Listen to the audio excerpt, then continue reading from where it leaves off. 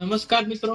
જ્યારે વાત થાય ઉત્પાદન વધારે લેવાની, કોઈ પણ પાક હોય, મગફળી, કપાસ કે ડુંગળી, જ્યારે ઉત્પાદન વધારે લેવાની વાત થાય ત્યારે આપણે એક મહત્વપૂર્ણ એક વિષય કે જે પોષણ ઉપર આપણે પૂરતું ધ્યાન આપવું પડતું હોય છે.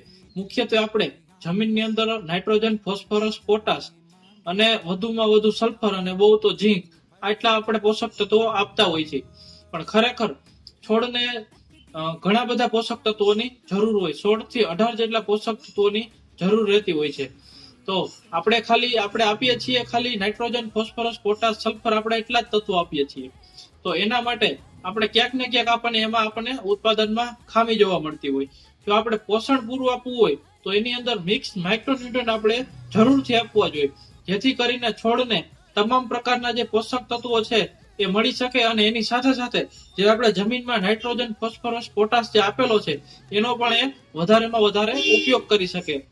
આજે તમારા માટે એવી જોરદાર એક માઇક્રોન્યુટ્રન્ટ વાળી એક પ્રોડક્ટ લઈ આવ્યા છીએ કે જેને તમે જમીનમાં આપો તો પણ ચાલે અને તેને સ્પ્રે કરવામાં આવે તો પણ એમાં સારા રિઝલ્ટ મળી શકે.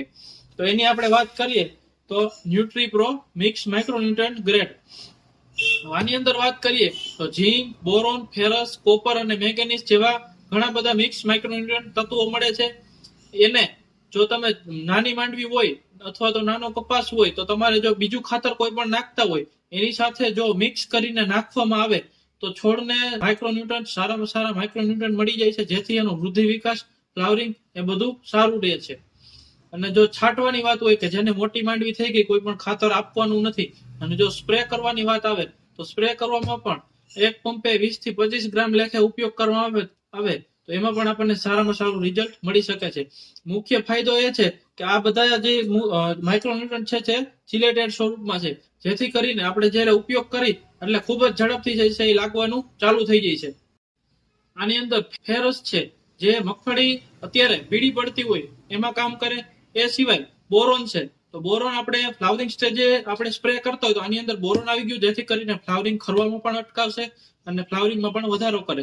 એ સિવાય વાત કરીએ તો કોપર જે છે એ ફૂગના અને બેક્ટેરિયાના રોગોમાં રોગ પ્રતિકારક શક્તિ કેળવવામાં મદદ કરે. એ સિવાય છે મેંગેનીઝ ની વાત કરી તો જમીનમાં જે આપણે એનપીકે આપેલું છે, નાઇટ્રોજન, ફોસ્ફરસ, પોટાશ જે આપેલું છે એને નીચેથી ઉપાડવામાં મદદ કરશે અને પાચન તંત્રમાં ફાયદો કરશે. એ સિવાય વાત કરીએ તો ઝીંક છે એ છોડની અંદર ઓક્સિન નામના હોર્મોનને ઉત્પન્ન કરવામાં ખૂબ જ મહત્વપૂર્ણ રોલ ભજવતું હોય છે, જેથી કરીને ઓક્સિન જો સારી રીતે ઉત્પન્ન થાય તો એની અંદર ફૂલફળ પણ સારા આવે છે અને સાઇઝ અને કલરમાં પણ આપણને ફેર જોવા મળે છે. તો તમામ ખેડૂતોને ભલામણ કરું છું કે જો માઇક્રોન્યુટ્રન્ટનો